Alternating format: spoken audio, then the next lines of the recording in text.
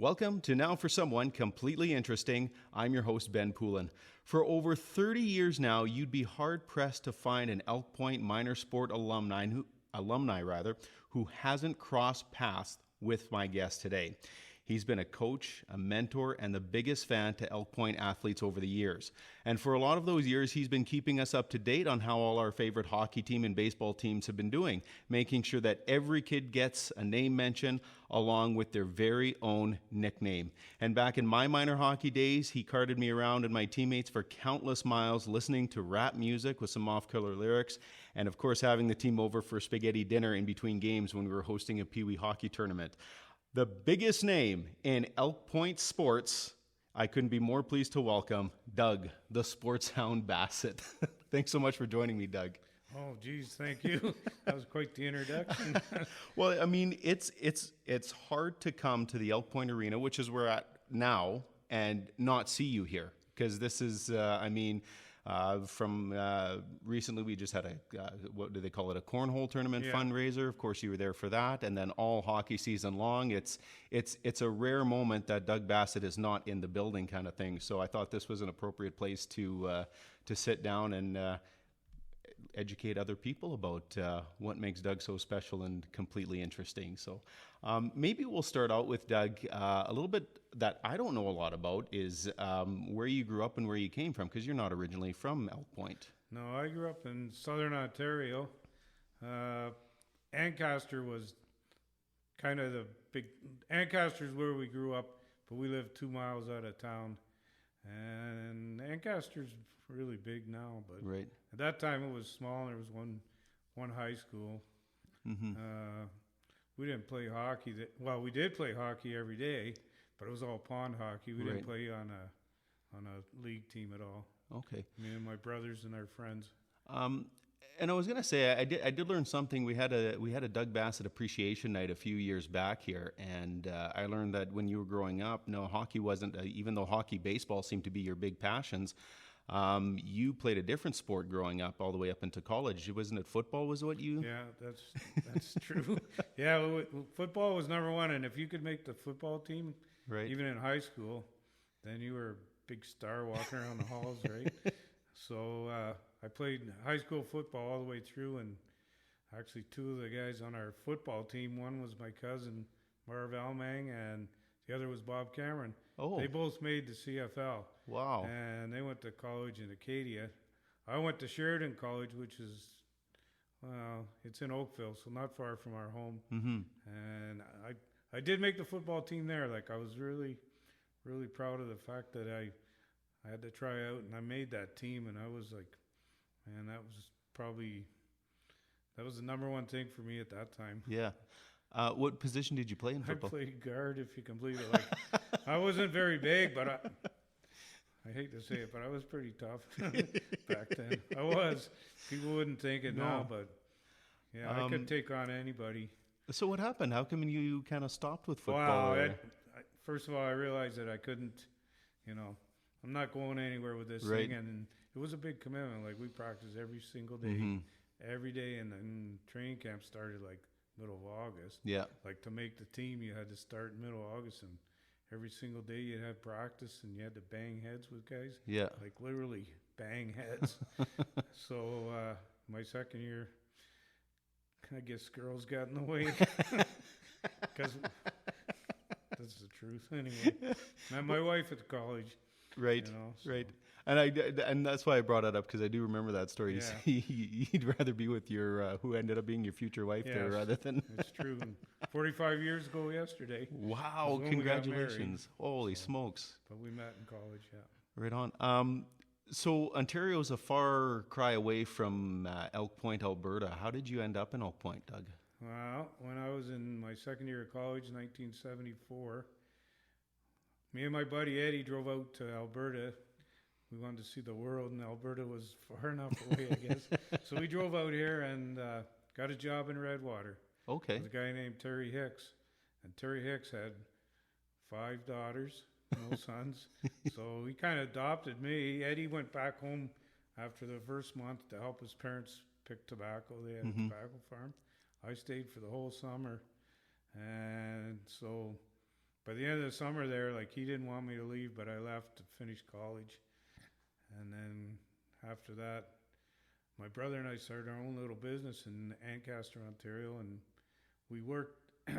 We didn't make any money, but we were working at it. And Terry kept phoning me lots of times on a Friday night. He'd phone after he had a few drinks.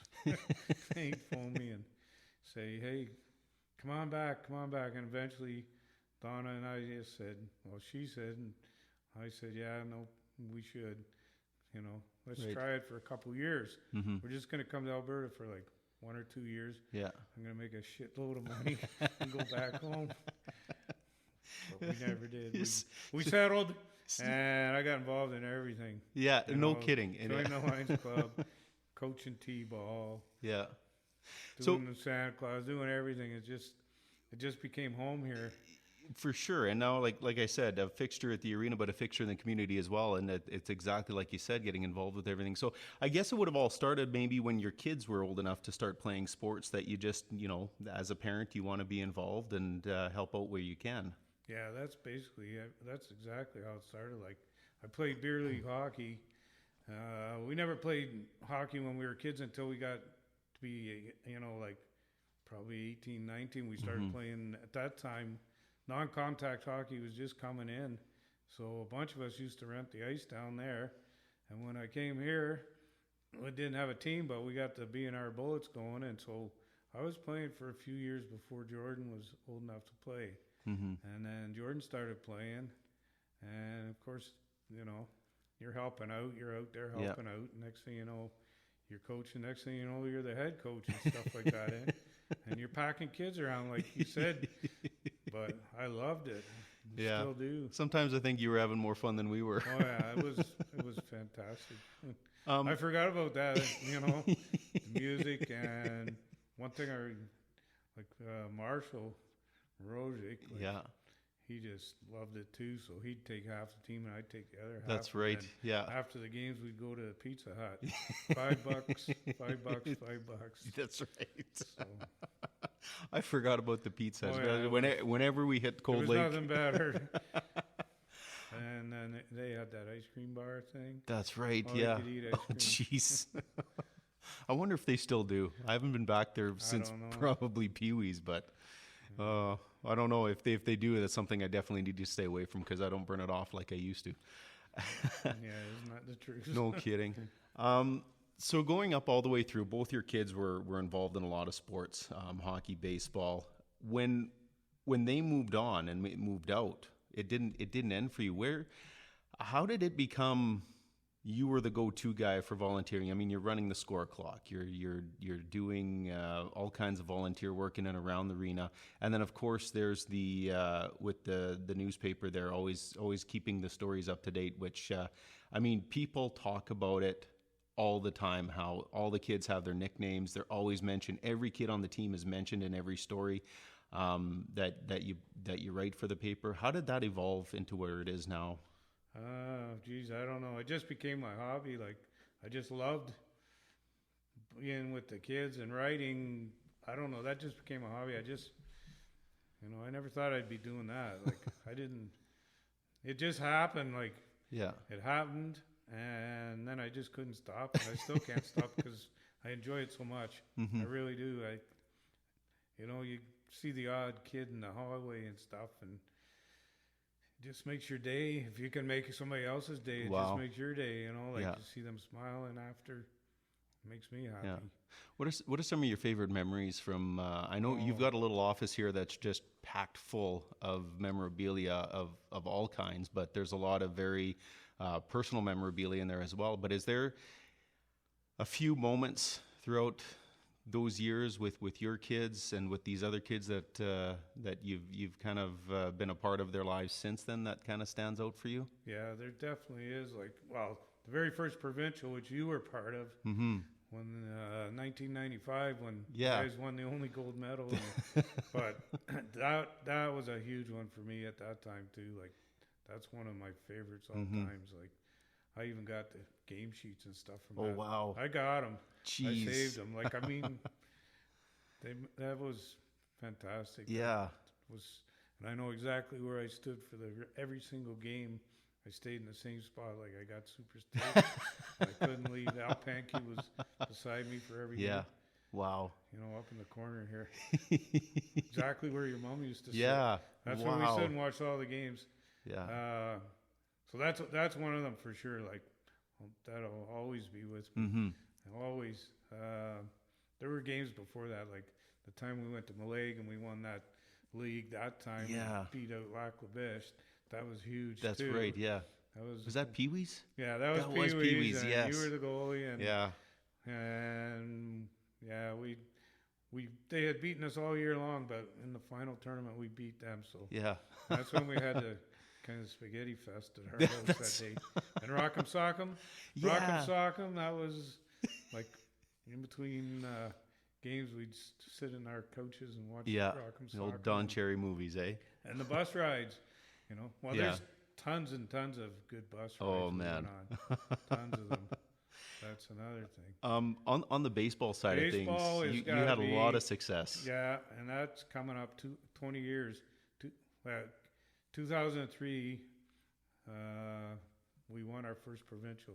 Right. And every year, so 98, 99, and 2001, 2003, I think there was like 10 years we hosted. But right. in 2003, Mark Letestu was on the team. Yeah. And, we were like, hosting, but we were like the 8th seed in that tournament. Like, so it was really good to win that. Like that was really, really big for me. Everyone thinks of Mark as a pretty good hockey player, but he was a good baseball player too. And we just had the right combination of kids, and we had a lot of players, and the ones that weren't even, there's a few kids that never got to play much that weekend, if at all, but they were on the bench and they were all cheering like you wouldn't believe. Mm-hmm.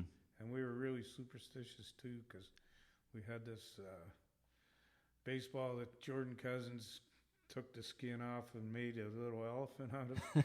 And everybody had to touch that elephant before they got on the field. Oh, wow. Like before they went to bat. Right. And there's one time Kevin Manetta he got struck out because he came back to the bench and he swore and he said, I forgot to touch that friggin' elephant, he says. And then the next time, come up and he actually hit a home run. Oh, geez. So now it's really Mark in your hands. He come into a game when we were down, the finals. We were down, I believe, 7-1. Maybe it was 9-1. I got the game sheets on that too. And so when he came in the game, I figured, we're only gonna, we're gonna get silver medal no matter what. But he shut him down, and we started hitting the ball, and we ended up winning that one. So Mark was pitching. Mark pitched that game. He pitched the semifinal. It was days before pitch count. Yeah. Like we didn't plan on pitching him. In fact, I think Miles Quinney and Nicky Mishnick and the guy we called K-Rock pitched the first inning, and we kept changing the pitchers because they kept hitting the ball on us. And then in the second inning, Mark come up and he sat beside me and his arms around me and he's going, I can do this. Yeah. And I'm thinking, it's his last year. We're going to get a silver medal. So in goes Mark, and everything did. Wow. Wow. And you guys ended up coming from behind to win. Yeah. That's impressive. That was big. Yeah. And that's going to be 20 years. So I'm hoping next year to get everybody together, Yeah. And have a reunion at the Ball Diamond. Wouldn't that be something? Yeah, that's what I'm hoping. Now let's talk a little bit about that. Now there's a lot of places. We're at the A.G. Ross Arena. There's the F.G. Miller High School, but there's a field out at the golf course that's called Bassett Field. True. How big was that to have? That happened that same year, Ben. Oh, jeez. That happened that Friday night at the opening ceremonies. It was Laverne Wilson and Parrish Tongue, and they said the town decided to name the field Bassett Field, and I don't know if it was the town or those two guys, but brought some tears out. No kidding. Like, I mean, it's you do this because you're passionate about these sports and doing the right thing by the kids, for your kids, and Jordan would have been your oldest. Jordan was gone. He was gone by then. So this was just. Yeah. So you were just coaching because they needed a coach. So this was to be recognized for that in that fashion. I just wanted to keep it going. Yeah. And I just loved it. So we just kept it going. And Rick Belak was actually coaching that team. Right. And we had another guy, Corey Barrett, who lives, I think he lived at Westlock or Barhead. And he happened to be in town working that summer. He was a young guy, Yeah. just too old to play. So he was he coached with us too. Eh? What a special moment to have Basically, that. I was like the bench coach, manager, scorekeeper kind of guy. So literally home field advantage all day. Yeah. But we just had luck, like we had a good team, but we had a lot of luck. Like after that championship, we've got, I think I got 4 gold medals now and 5, maybe even 6 silver medals. Wow. But it always seems like you got to have a little bit of luck going with you too. Eh? Yeah. Like you got to have the players, but somehow luck always seemed to fall into there too. Like we got kids that maybe didn't hit all year, they go and hit. Right. And a kid that couldn't catch a ball all year, he catches a big one. So Yeah.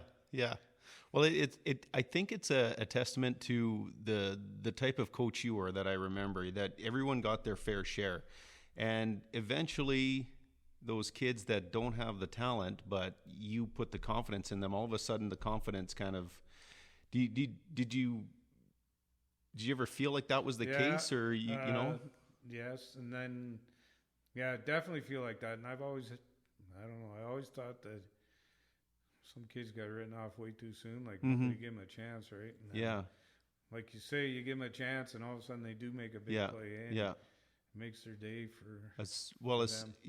And it makes you feel good too when you see a kid do that. Yeah. Well, it could be life changing in some respect, right? Like it's maybe it's not a lack of talent, maybe it's a lack of confidence, but someone giving them the seal of approval, saying you're good enough to be doing this and being in this situation. That I think you've always had that sense that it wasn't to get a home run out of someone who never hit one, but at least make them feel like they were a bigger part of the team than someone else might have. If you're especially when it came to the big provincial tournaments.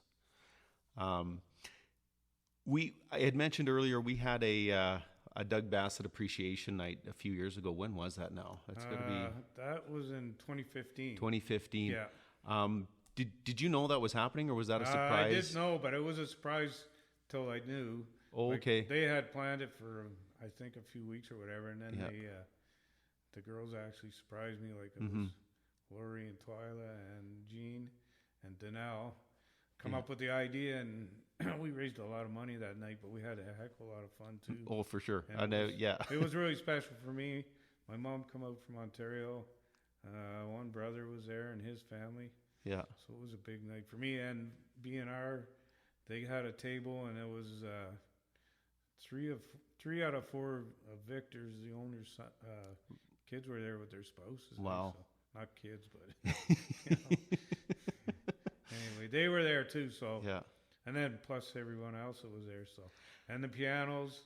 Yeah. And I like to dance, so it was really good. It was, and I think it was important too that we got a chance to recognize someone in our community without, and having them know it. A lot of times it's too late by the time you show your appreciation to people, and there's name plaques around the arena that we see that were people that were dedicated to in the minor hockey and stuff. So it was nice that we got to have that opportunity to share with you too as well. And there were some good stories I know that night. Oh yeah, there was. Yeah, well I got tons of stories, but I got one about you, Ben, that I should tell. You probably you might remember it, but hey, you're the guest of honor, so yeah. And we went to Lamont and we won that game, I think. And we won by a couple goals, and then we came back here on a Friday night. But Friday morning, I'm pretty sure Friday morning I had you guys come for practice in the morning. I just got Don Wyke to let us in, and we had a morning practice, and I remember either it was Johnny Quinney or Sean Brosick rang one right off your head. It was my shoulder. It was shoulder. Sean. It was 100% Sean. I remember that now. And I'm upset. You're upset. The whole team starts to get upset. The only goalie we got, and tonight we got a provincial. Yeah. And we didn't beat Lamont that year. No, we did lose that game, but we got, we gave him a game, I don't think it was the shot to the shoulder. I think we just Sean was sick that day too, and he kept running to the bathroom. And I think there was a couple guys had a bug they had the runs. And it was right in the middle of the game. They just kept disappearing. So just double shifting guys. We normally wouldn't double shift, but and it's not like we got blown out. We lost by a couple. I think maybe one goal in the end. One goal in the end. Yeah. Total points. Yeah. And I think we came home up 2 and lost by 3. That's right. I think it was a 7-4 final. But you do remember that I morning? do remember that. Yeah. I had forgotten about that, and I do remember as soon as I mentioned Lamont. But that year was a special year too, though, because that was, I mean, for us as a group growing up, that was the first time we won any kind of provincial playoff or to go to provincials or something like that too, because we'd beat Redwater in the first round. Exactly. Redwater we took out in the first round, and I'll never forget that either, because we drove home and it was literally 40 below on the clock when we came home that night as a group. Yeah. It was probably maybe 4 parents driving. Yeah. Like 4 total, Marshall, myself, and a couple others. And like we stuck together in the pack coming home, because it was bitter cold. Bitter cold on that was on a Sunday night too. Yeah. And it was, the years prior to that, we would end up, first round in these play downs, and we wouldn't even make it past the first game because we'd get blown out by Kitscotty or something like that. So there was the one year Kitscotty probably beat us by about 30 goals, and then the next year was Bonnecourt, and it was the same thing. Yeah. Wow. Well, they called it Bonnecourt CNN or something like that. Yeah, they had a bit of a but coalition. We had 1 goal and we were out. So that particular year we made 2 rounds, and then I think it was the next year that we actually hosted that we won. That was So we moved up to Bantams, that was 95. And So like we definitely started improving. But that reminds me too, because that you brought up an interesting point, how like the 95 provincials was special for us, but for your son Jordan as well, because he was actually supposed to still be the tier down in Pee-wees that year. He was a Pee-wee still. Yeah. And halfway through the year, he ended up as a Bantam. It was really, really good. I remember fighting with him at home at the kitchen table at Christmas time, because he wanted to play Bantams. He didn't want to play Pee-wees anymore. Right. And finally, what really did it for me was we went to Lloyd and we played a game there. And when we were shaking hands, one of the coaches actually called Jordan a goon.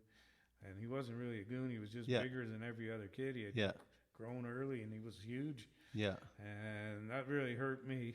Wow. So then when he wanted to play Bantams after that, I said, let's go play Bantams. Because it did disappear in the mix a little more he there. He could handle himself, no problem. Yeah.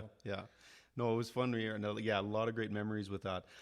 You still keep making new memories all the time now too, and it's with the grandkids.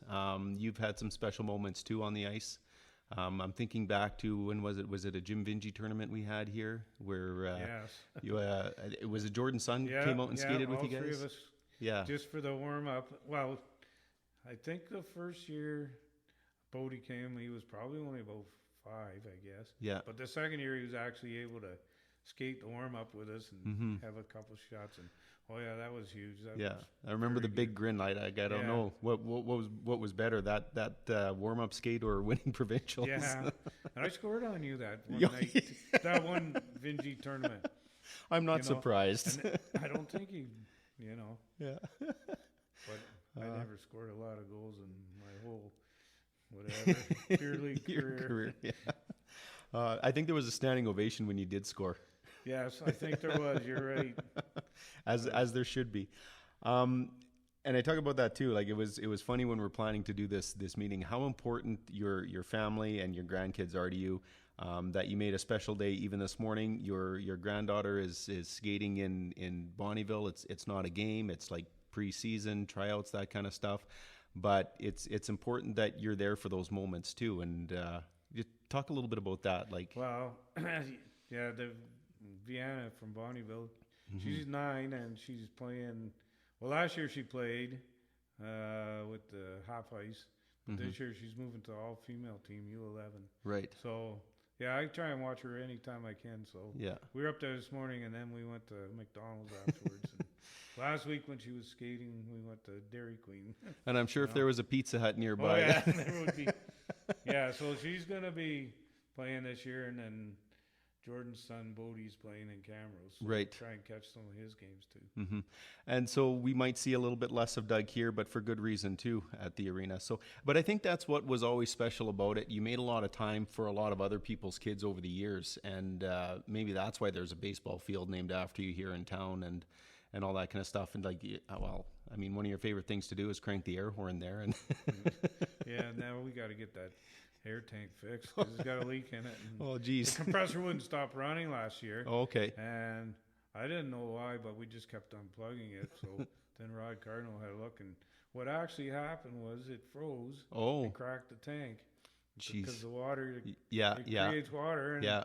So You now need probably have to get a new compressor. Well, we'll see. Maybe we can do a little bit of a fundraiser for that. Get a new Yeah. compressor and get that air horn going Yeah, again. I'm pretty sure somebody will donate one. Yeah. And there was, it leads me to, we had a little brief discussion about that earlier, because you said you go to the skate this morning, your granddaughter, she always has that little glance up in the stand, make sure you're Yes. there, and the wave and everything. How important, what is actually important to the kids, and we talked about that, is the winning, the losing doesn't seem to really stay with them as much as those moments. And you mentioned a guy's name you thought was the culprit for hitting me in the shoulder with the slap shot was John Quinney, and my little story on that was ran into him about, I don't know, 5 or 6 years ago at a restaurant in Lloydminster. We were waiting to be seated, and just talking about, coaching kids and, some of the politics around sports that usually arises with overzealous parents, let's say. And his remark was, winning is for the parents. The kids, all they want is a burger and a pop after the game, and they're perfectly happy, win or lose, right? So I think that philosophy is kind of something you really embody. And when he said that, I actually thought of you.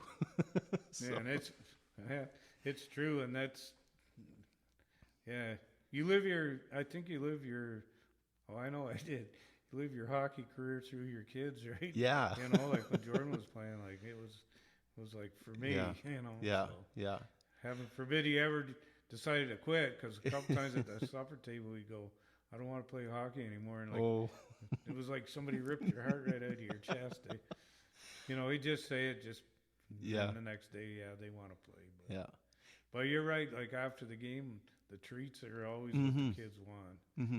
And it left, for me especially, like I can say, like those years, and that year you coached us in Pee Wees was a memorable one for me. And one of the things I took from that year, I don't know if you remember doing this, but we had our year-end party. We went into the swimming pool, the wave pool in Lloyd, but you had a little awards presentation. Everybody got a medal. And on the medal, I still have that medal. I looked at it the other day, and it was most dedicated. But everybody got something on the medal that symbolized what they brought to the team. And I never had or seen any kind of coach or sports organizer do that for a club. Like, that was pretty special. And I think to this day, it was things like that's the reason I still play hockey, if that makes sense. So makes sense to me. But I had forgotten about that part. I remember going to Lloyd though. We had the swimming, and we had Pizza Hut after too. We had Pizza Hut after. The medals, like I always try to find something positive about every kid. Yeah, and it when was. They had but the year-end things, you try and think of something that each kid can, is special at, right? Well, it definitely stuck with me. So I'm very appreciative of that and what it's done for me, and why I think I still love the game so much, because I've had some pretty sour moments in hockey since, even going up through when I played some senior hockey and everything like that. But my willingness to just keep at it and play whatever level will allow me to play is because of moments like that. So thank you again for that. And you're welcome. Thanks. Sorry I made you blush there, but oh yeah. Doug, I'm having a hard time not blushing, to be honest with you. Well, and maybe that was a bit of my angle to bringing you here, is to it's express some of that appreciation over the years, because it's been important to me. So we'll wrap things up a little bit here, Doug. And I know you haven't had a chance to listen to any of the episodes, because you said you couldn't get them on there. But I'm kind of, you might say, technically challenged. when it comes to anything on my phone or computers. And that's okay. So you don't know there that I have one prepared question every episode. It's the same question for every guest that I bring on here. So it is this. You're on a podcast here. It's called Now for Someone Completely Interesting, as my guest who is someone completely interesting. But I'd like to know if you had to recommend someone for this podcast as someone you think is completely interesting, who would that be? And I'm not saying they have to come on here, but just as a thought as to who and maybe a quick point as to why. I'd have to say Laverne Wilson. Mr. Wilson. Mr. Wilson yes. is he's like my idol. He's a guy that never stops really. I'm pretty sure he's 20 years older than I am, and he just still goes, he still works at the co-op. Yeah. He's at the gas pumps cleaning up there. Comes to the ball diamond almost every day when we're playing, and floats the diamonds with his little truck. And he's been doing that for years and years too. He's been my idol for a long time. Wow. That's high praise. Yeah. And my own experience with him too is that he is a dedicated volunteer for our Iron Horse Ultra 100. He runs the aid station out at Fort George, and when there's not runners coming in to take care of, if there's people waiting, he's showing them how to light fires without using matches, all in a controlled fire pit, of course. But he's that type of person. He says, he's who knows how old he is, but he's a bundle of energy, and he doesn't. Yeah, so wow, excellent recommendation. And when I first met Laverne, it was kind of the same thing. It was at ball, and it was a ball meeting and stuff, and it was just I don't know. Somehow, I knew that if he did it, that I could do it. You know? If he was taking, I know what it was. He was taking on the whole team of girls by himself and nobody else, and he was loading them up in his big car and going. And I thought, I can do this too. So that's kind of where it is. There you go. Excellent choice. And we may actually contact him because I think he'd be a fun one to talk to as well. So once again, my guest here is the one, the only local sports hound, Doug Bassett. Thank you again so much for joining me on the podcast here. If you've enjoyed this podcast, make sure you give us a like and a subscription on your favorite podcast provider. You can find us on social media. That's Facebook and Instagram by searching Poulin Radio or Now for Someone Completely Interesting. My guest again, thank you so much, Doug Bassett.